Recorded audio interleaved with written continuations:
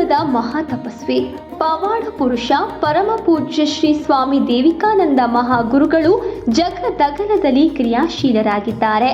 ರಾಜ್ಯ ದೇಶ ವಿದೇಶಗಳ ಅಸಂಖ್ಯ ಭಕ್ತರಿಗೆ ಶ್ರೀಗಳ ಒಂದೇ ಒಂದು ಭೇಟಿ ಜೀವನವನ್ನೇ ಬದಲಾಯಿಸಿದ ಹಲವು ಉದಾಹರಣೆಗಳನ್ನು ನಾವು ಕಾಣಬಹುದು. ಶ್ರೀಗಳ ಬಳಿಗೆ ಬರುವ ಭಕ್ತರ ರೋಗ ರುಜಿನಗಳು ಕಷ್ಟ ಕಾರ್ಪಣ್ಯಗಳು ಏನೇ ಇರಲಿ, ಶ್ರೀಗಳ ಒಂದೇ ಒಂದು ಭೇಟಿ ದರ್ಶನ ಸ್ಪರ್ಶನದಿಂದ ಆ ಕಷ್ಟಗಳು ಕ್ಷಣದಲ್ಲಿ ನಿವಾರಣೆಯಾಗುವುದು ದೈವಿಕ ಸೋಜಿಗ ಎಂದೇ ಹೇಳಬಹುದು.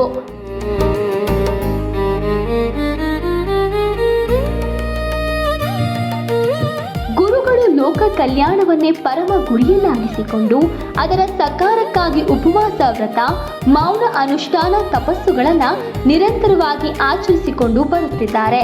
ಶ್ರೀಗಳ ಒಂದೇ ಒಂದು ಭೇಟಿ ಎಷ್ಟೋ ಉದ್ಯಮಿಗಳ ಬದುಕನ್ನ ಬದಲಾಯಿಸಿ ಉದ್ಯಮಿಗಳು ಕಷ್ಟದ ಸುಳಿವಿನಿಂದ ಹೊರಬಂದು ಅಭಿವೃದ್ಧಿಯನ್ನ ಕಂಡಿರುವ ಹಲವು ಉದಾಹರಣೆಗಳು ಅಚ್ಚರಿ ಮೂಡಿಸಿವೆ.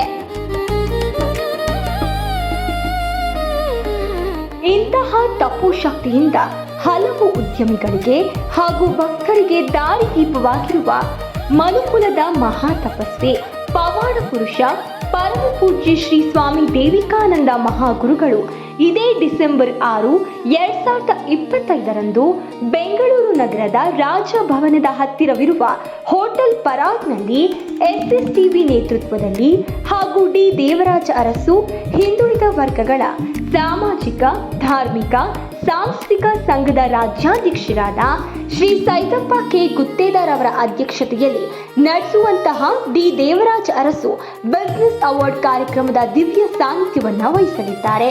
ಹಾಗೂ ಈ ಮೂಲಕ ಉದ್ಯಮ ಕ್ಷೇತ್ರದಲ್ಲಿ ಸಾಧನೆ ಮಾಡಿದ ಸಾಧಕರನ್ನ ಪ್ರೋತ್ಸಾಹಿಸುವ ಈ ಕಾರ್ಯಕ್ರಮವನ್ನ ಶ್ರೀಗಳು ಆಶೀರ್ವದಿಸಿ ಕಾರ್ಯಕ್ರಮಕ್ಕೆ ಮತ್ತಷ್ಟು ಮೆರುಗು ತುಂಬಲಿದ್ದಾರೆ.